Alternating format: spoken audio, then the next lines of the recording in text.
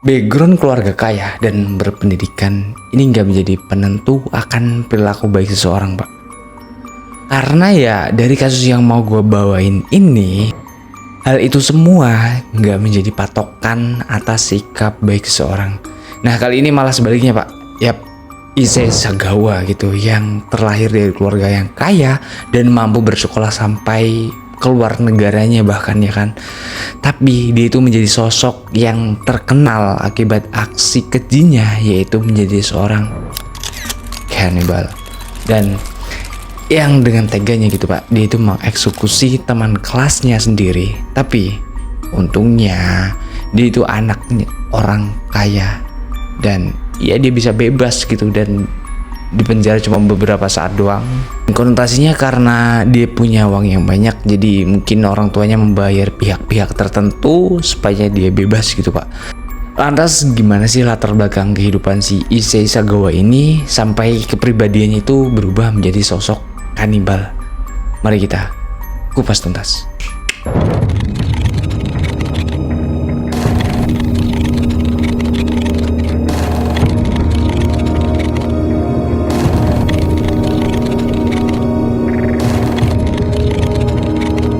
Issei Sagawa atau sering juga dikenal sebagai Peng atau Pang gitu ya.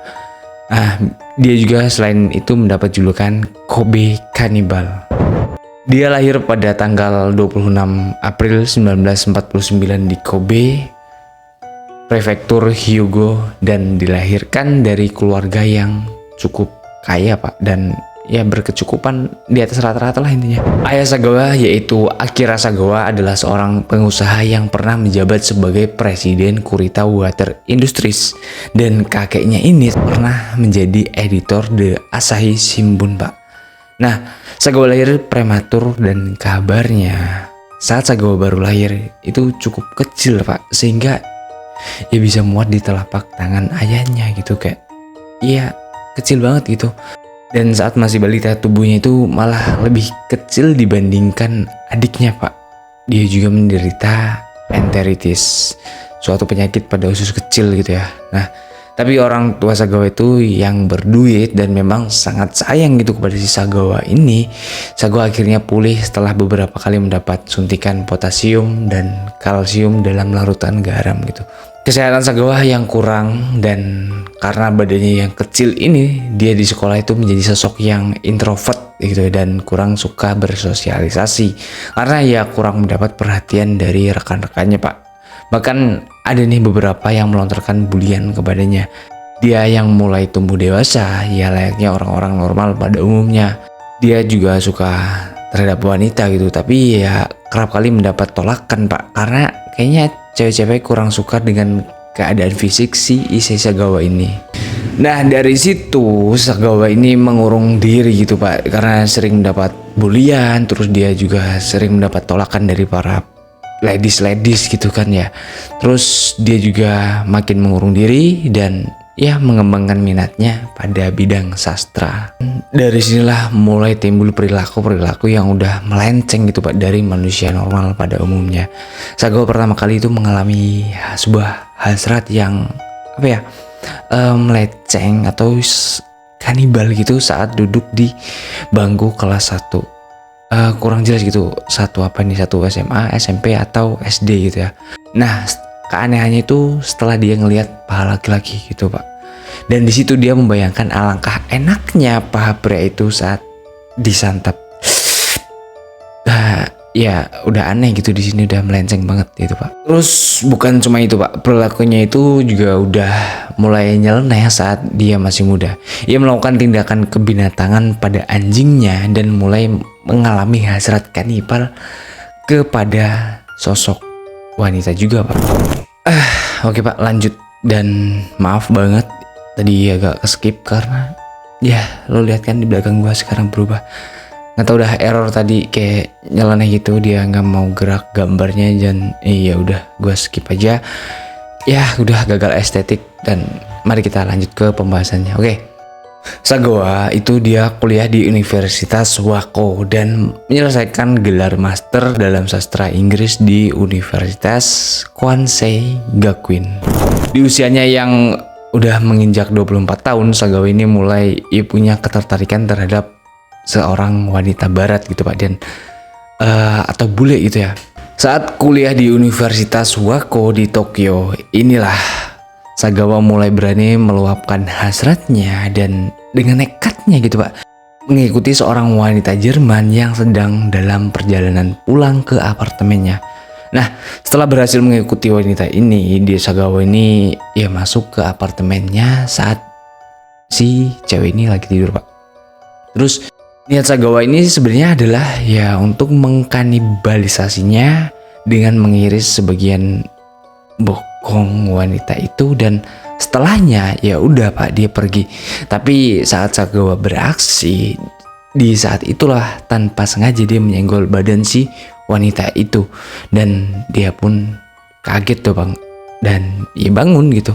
Aksi Sagawa ini gagal karena dia kayaknya salah orang Pak, karena cewek ini tuh tinggi terus besar banget badannya, kan orang barat gitu ya, sedangkan Sagawa itu ya pendek kecil. Dengan mudahnya Pak, cewek ini langsung mendorong Sagawa, dan masalahnya lagi Sagawa ya juga nggak bisa melarikan diri Pak. Sementara itu cewek ini udah menghubungi kepolisian dan melaporkannya atas tindakan percobaan pemerkosaan. Tapi di sini orang tua Sagawa yang tahu dan dia juga kaya, jadi di sini dia menawarkan ganti rugi kepada wanita itu agar dia mencabut laporannya, dan si cewek itu menerima tawaran dari ayah Sagawa. Ya nggak tahu Pak berapa besar uangnya yang dikasih ke si cewek ini, karena di situ ya nyatanya bisa dicabut tuh kayak laporannya ke kepolisian.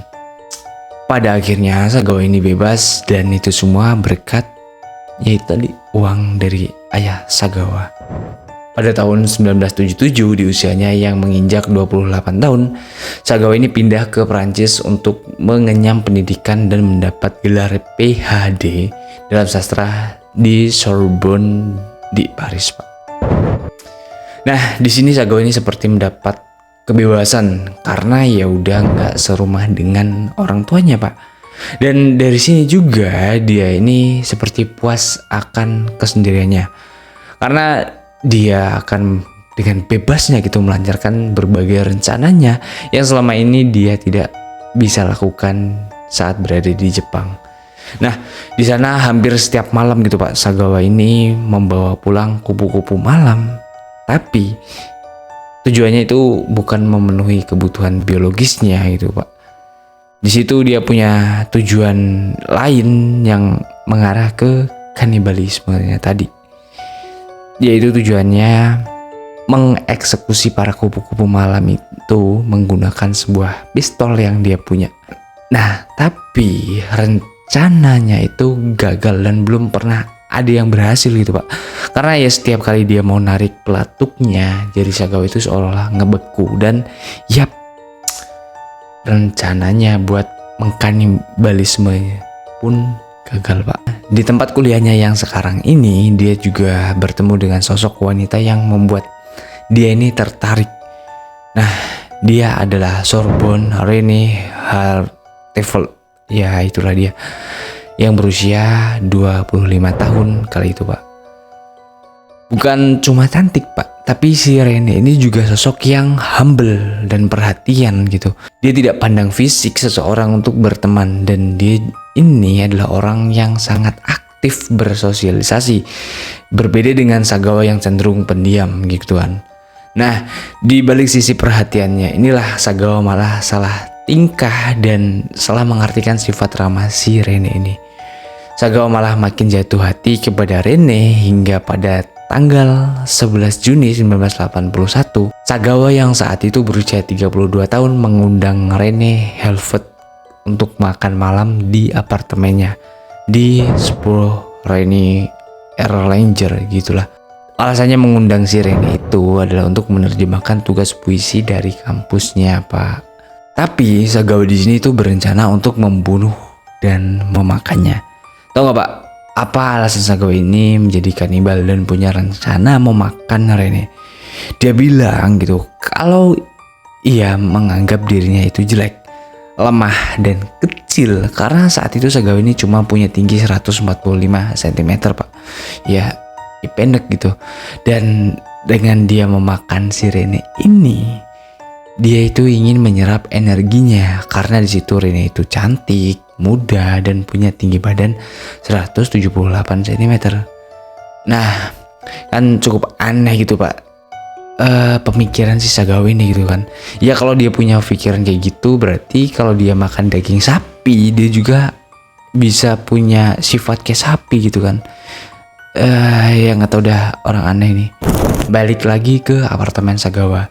Setelah Rene itu tiba, dia mulai membacakan puisi di meja dan dengan posisi kala itu ya membelakangi si Sagawa gitu Pak. Dengan mungkin Sagawa di sebelah sini ya.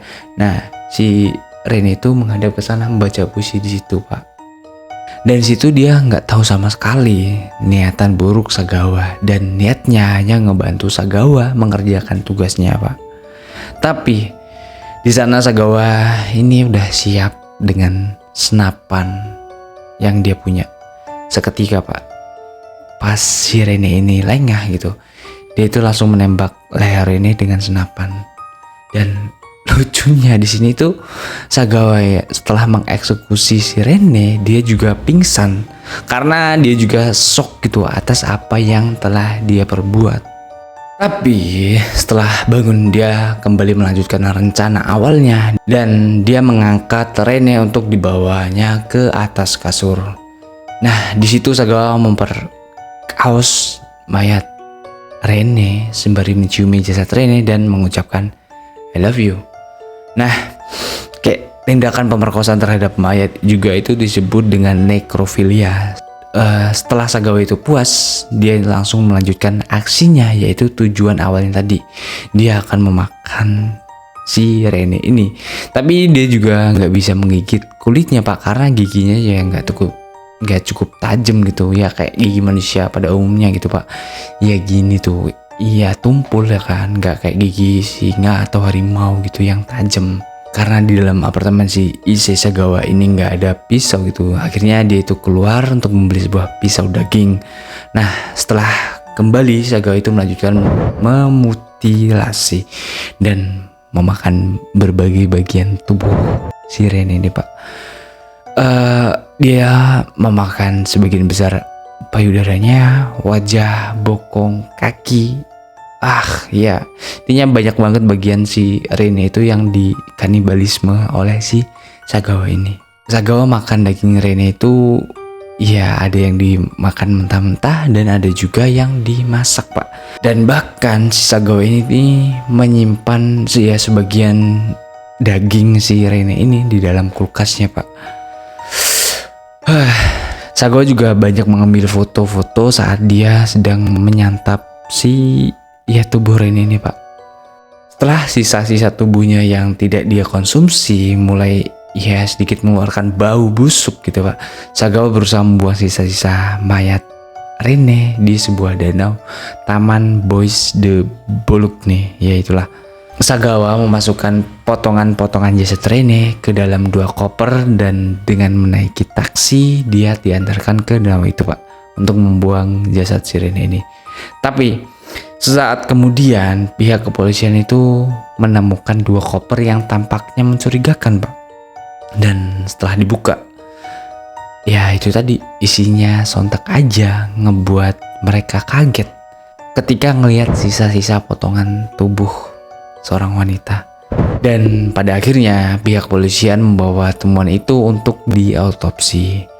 Nah, dari hasil autopsi itu polisi mendapati bahwa wanita itu meninggal karena ditembak senapan di kepala bagian belakangnya.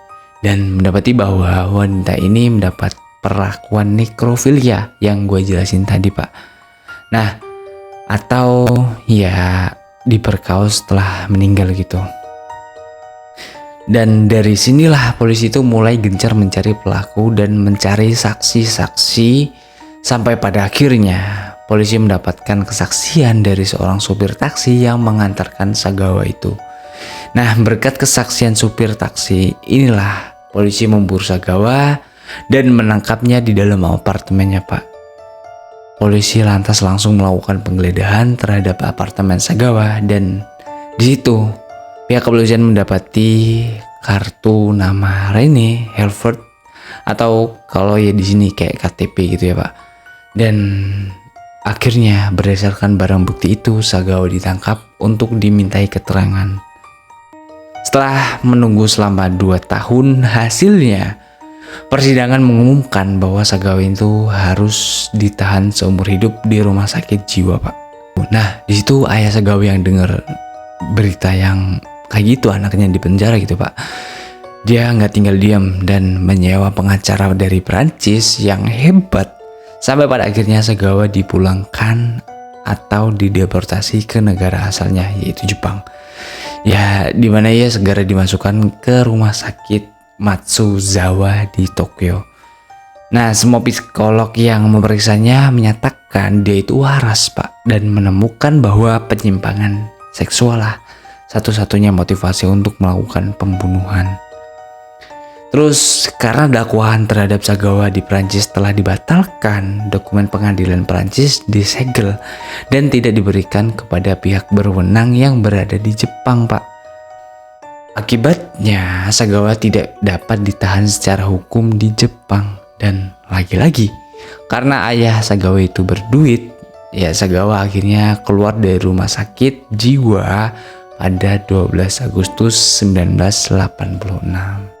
Di tahun 1986 dan 1997, Sagawa malah sering diundang untuk menjadi pembicara dan menceritakan kehidupannya mengenai kanibalismenya Pak.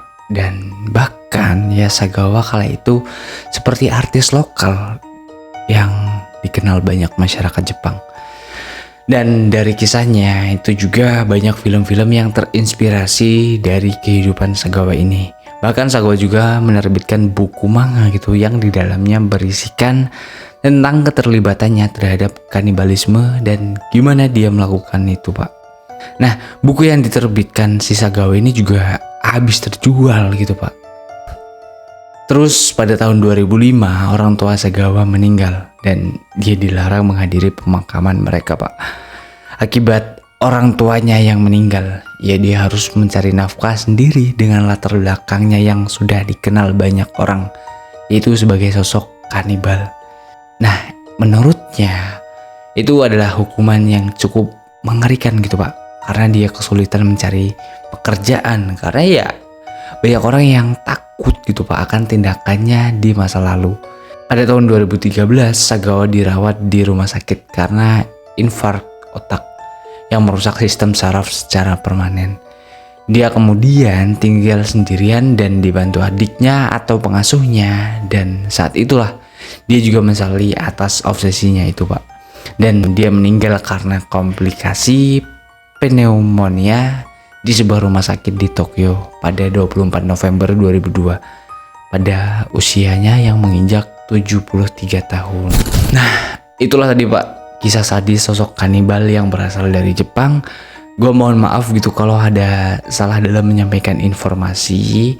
Nah buat kalian yang punya pendapat lain tentang kasus ini atau informasi lainnya mengenai kasus ini, ayo kita diskusikan di kolom komentar. Dan kalau kalian mau request kasus lainnya yang mau gue bahas juga boleh banget Pak. Oke, mungkin gitu aja. See you next video. Tungguin aja Pak, setiap hari Rabu dan Sabtu di channel ini pasti ada video terbaru yang diupload. Dan jangan lupa Pak, klik tombol subscribe itu apa? Nah bener banget, gratis. Oke, bye bye.